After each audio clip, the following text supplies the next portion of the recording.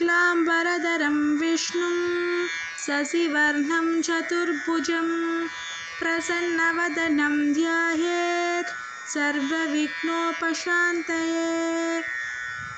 यस्य द्रविडवक्त्राद्या पारिषद्या परस्तथं विघ्नं निघ्नन्ति सततं विश्वक्सेनं तमाश्रये।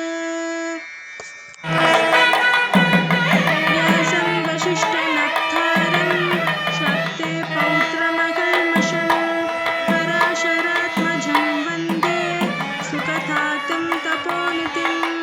व्यासाय विष्णुरूपाय व्यासरूपाय विष्णवे नमो वै ब्रह्मनिधये वासिष्ठाय नमो नमः। अविकाराय शुद्धाय नित्याय परमात्मने सदैकरूपरूपाय विष्णवे सर्वजिष्णवे।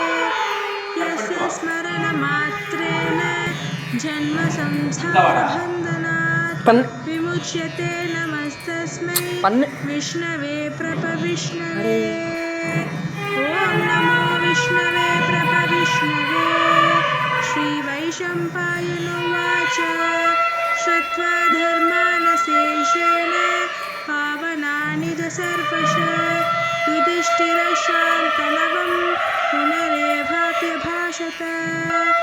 युधिष्ठिर उवाच किमेकं दैवतां लोके किं वाप्येकं परायणं स्तुवन्तः कं कमर्चन्त प्राप्नुयुर्मानवः शुभम्। को धर्म सर्वधर्माणां भवतः परमो मतः किं जपन्मुच्यते जन्तुर्जन्मसंसारबन्धनात्।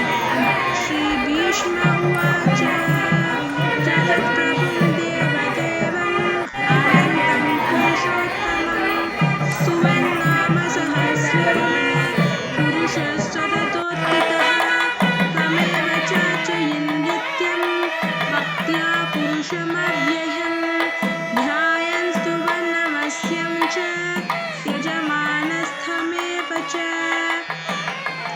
अनादिनिधनं विष्णुं सर्वलोकमहेश्वरं लोकाध्यक्षं स्तुवन् नित्यं सर्वदुःखादिको भवेत्। ब्रह्मज्ञं सर्वधर्मज्ञं लोकानां कीर्तिवर्धनं लोकनाथं महद्भूतं सर्वभूतभवोद्भवम्। एष मे सर्वधर्माणां धर्मोऽधिकतमो मतः यक्भक्त्या पुण्डरीकाक्षं स्तवैरर्च्ये नरस्तथा। परमं यो महत्तेज परमं यो महत्तप परमं यो महद्ब्रह्म परमं यः परायणं। पवित्राणां पवित्रं यो मङ्गलानां च मङ्गलम्।